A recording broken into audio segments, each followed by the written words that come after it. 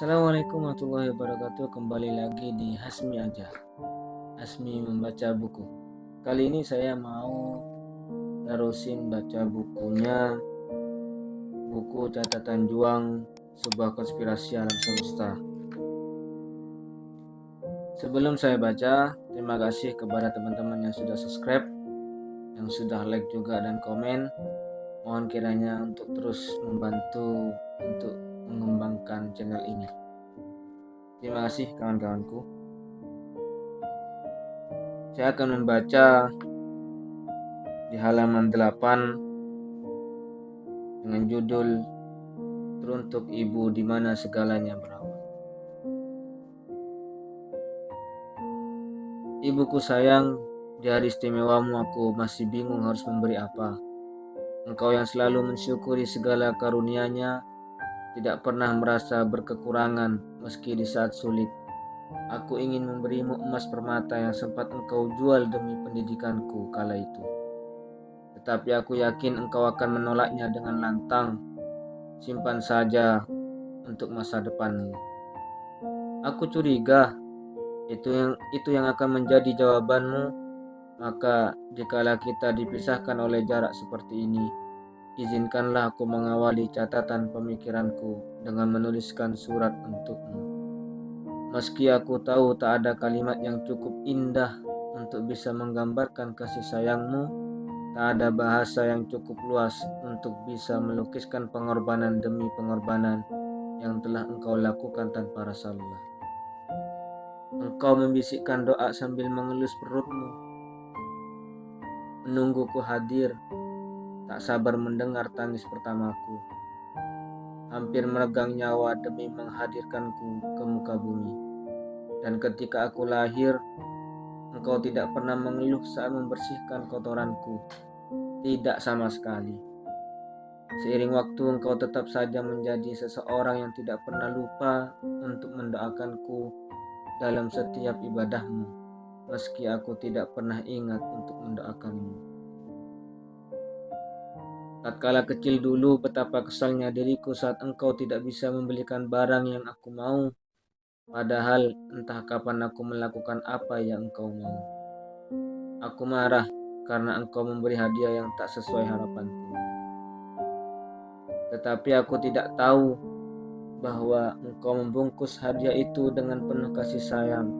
Saat lebih dewasa, aku sering berkata bahwa aku sayang kepadamu, tetapi membuatkanmu sarapan saja aku tak sempat. Engkau tidak pernah meminta banyak dariku, tapi bahkan memberi satu kecupan di tanganmu tidak bisa aku penuhi. Sepertinya aku terlalu sibuk membahagiakanku diriku sendiri. Lantas kapan aku akan membuktikan rasa sayangku padamu? Saat engkau sudah terlalu tua? Saat engkau sudah sakit-sakitan? Bagaimana jika aku terlambat? Ibu, tiap ulang tahunmu datang aku membenci hari tersebut. Sungguh, mengetahui uban dan keriputmu semakin banyak, sementara waktu kita semakin dikit, dan aku hanya bisa menjadi pendosa, sementara engkau terus menjadi pendoa.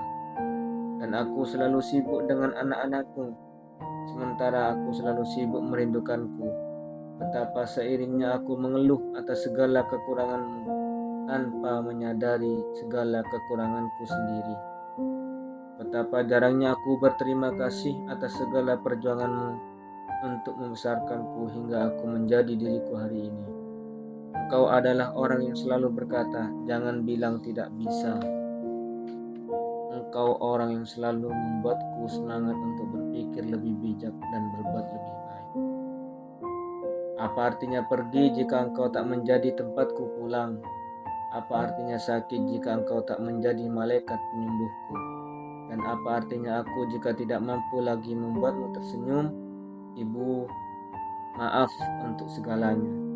Izinkanlah aku menebus dosaku yang terlampau banyak. Berusaha sekuat tenaga meski tak akan mampu mengganti semua kasihmu. Membahagiakanmu sampai salah satu dari kita dipanggil olehnya. Berulang tahunlah selamanya agar aku mampu menatapmu sepanjang usiaku. Aku menyayangimu. Suar menutup buku dengan perasaan bergetar. Seketika ia teringat kedua orang tuanya yang jauh darinya. Betapa ia jarang membalas pesan-pesan ibu dan bapak. Betapa ia selalu malas pulang hanya karena setiap tanggal merah dirinya ingin berduaan dengan sang kekasih yang kini bahkan tidak lagi memedulikannya. Suar mengambil ponsel yang tergeletak di atas meja lalu mengirim sebuah pesan. Bu, apa kabar? Bapak sehat? Tak sampai 5 menit berlalu ponselnya berdering. Ibu menelpon. Suar segera berbincang hangat dengan suara di seberang sana. Tentang kehidupannya sehari-hari, tentang masalah-masalahnya di kantor. Dan tak perlu diberi komando apapun, ibu sudah mengerti untuk tidak menanyakan kehidupan asmara anak gadisnya. Suar bertanya lagi mengenai kondisi bapak. Terakhir kali mereka bertemu, kondisi bapak sedang tidak baik-baik saja. Namun seperti biasa, kekhawatirannya ditenangkan oleh suara sang ibu. Bapak istirahat seberes nonton siaran pertandingan bola, katanya. Tanpa Suar sadari, harinya yang buruk hilang begitu saja oleh sentuhan hangat seorang ibu. Seolah-olah segala masalah di tempat kerja cuma satu titik kecil jika dibandingkan dengan apa yang sepatutnya ia syukuri. Malam itu tak seperti malam-malam sebelumnya. Suar tertidur nyenyak. Mentari baru saja mengintip di langit timur sewaktu Suar berjalan dengan tergesa-gesa ke depan kompleks rumah kosnya. Kemacetan merupakan kondisi khas kota besar yang tidak lagi valid untuk dijadikannya sebagai alasan keterlambatan. Maka dari itu ia harus bergegas berangkat dan membuktikan dirinya mampu menjadi pegawai teladan. Seolah-olah ia membenarkan bahwa manusia yang bekerja lebih pagi pasti mendapatkan rezeki yang lebih banyak. Di mobil angkutan umum, Suar mengeluarkan buku catatan bersampul merah yang ia sisipkan di antara lembaran pekerjaan di dalam tas jinjingnya. Ada dua hal yang membuatnya memutuskan untuk kembali membaca buku catatan tersebut. Pertama, ia masih berharap bisa menemukan alamat atau petunjuk apapun tentang sang pemilik buku. Kedua, ia suka dengan cara seseorang bernama Juang ini menuangkan perasaannya perihal ibu yang terasa begitu tulus. Kalau ada poin yang perlu ditambahkan, alasannya ketiga, pastilah karena tulisan tangan Juang yang begitu elok. Sambung menyambung tetapi enak dibaca. Otaknya berkata bahwa membaca buku milik orang lain itu sangatlah tidak sopan dan terkesan tidak menghargai privasi. Sementara hatinya berkata bahwa ia harus terus membaca, jaga-jaga di tengah buku ia akan mendapatkan informasi perihal Juang. Sebuah pembelaan yang cukup masuk akal, pikirnya. Lagi pula itu jauh lebih baik daripada membuang buku tersebut atau menaruhnya kembali di lantai sembarang mobil angkutan umum. Permainan masa kecil. Jerih payah kami berbuah manis, meski tidak terlalu besar, tetapi akhirnya perpustakaan kami jadi juga.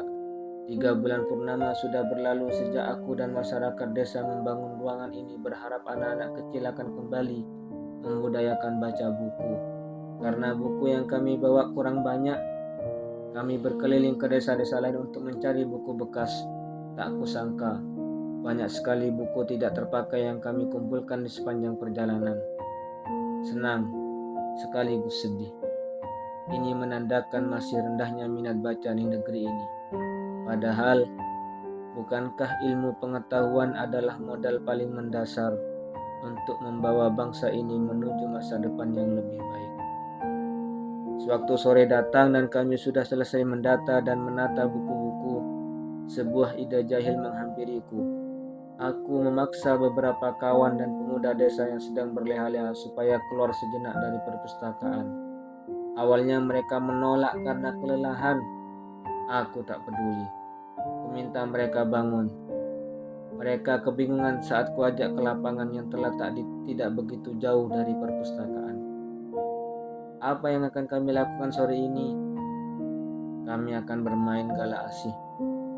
Raut kesal di wajah mereka berubah menjadi senyum lebar. Mereka geleng-geleng kepala. Sesudah menaruh sandal dan sepatu sebagai tanda batas, kami berlari ke sana kemari dengan tawa riang menghiasi wajah kami yang berkeringat. Kawanan nyamuk berputas di atas kepala seiring bau badan kami yang sudah tidak mampu lagi terdefinisi.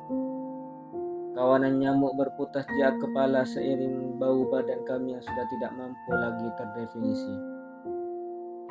Kawanan nyamuk berputar di atas kepala seiring bau badan kami yang sudah tidak mampu lagi tercium. Meski tidak bisa bermain terlalu lama karena hari mulai gelap, memainkan salah satu permainan semasa kecil adalah petualangan yang menyenangkan. Kami ingin anak-anak kecil mulai membaca buku. Kurasa cukup adil jika kami memosisikan diri sebagai anak kecil yang mampu tertawa yang menghadapi perlombaan. Aku bahagia karena masa kecilku dihiasi berbagai permainan yang melibatkan aktivitas fisik. Dulu, sebelum azan maghrib berkumandang, pantang untukku pulang dari lapangan. Karena bermain bersama kawan-kawan adalah hal yang terasa sangat mengasyikkan. Lalu, ibu akan menyeret aku dan adikku pulang memaksa kami mandi dan membedaki wajah kami sampai terlihat seputih aktor pantomim. Tubuh kami mesti wangi minyak telon. Esoknya kami akan kembali bermain di lapangan. Terkadang kami bermain hingga berkelahi. Namanya juga anak laki-laki. Apalagi kalau adikku yang pendiam, itu sudah dibully. Walau musuhan, toh tidak pernah lebih dari 3 hari. Selain kata Pak Ustadz, itu dosa. Sebagai anak kecil, kami tidak gengsi untuk saling bermaaf-maafan. Kemudian di sekolah kami akan menggambar tokoh-tokoh komik dari Dragon Ball dan Kung Fu Boy sambil membicarakan superhero idola kami. Bak seniman hebat kami tuangkan imajinasi di halaman belakang buku pelajaran, terkadang juga di papan tulis.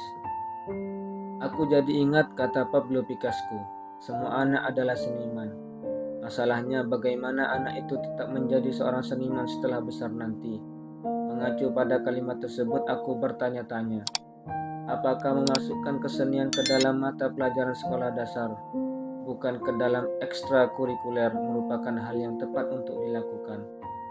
Bukankah dengan begitu anak kecil menjadi takut berekspresi jika gurunya memberi nilai jelek saat anak-anak tersebut mewarnai langit dengan cat ungu? Bukankah anak kecil akan kapok tampil di depan umum jika ia dipaksa bernyanyi lagu yang bukan apa yang hatinya inginkan? Ini berimbas saat kita makin dewasa, kita jadi takut berbeda. Kita lebih memilih untuk mengikuti alur, menjadi seragam asal tidak mendapatkan nilai merah di rapor. Seolah-olah sekolah diciptakan hanya untuk mencari nilai, bukan untuk mengais hikmah. Ku bawa lamunanku pergi, kembali pada perpustakaan. Lucu, kita membentuk pola pikir anak kecil agar tumbuh menjadi seperti kita.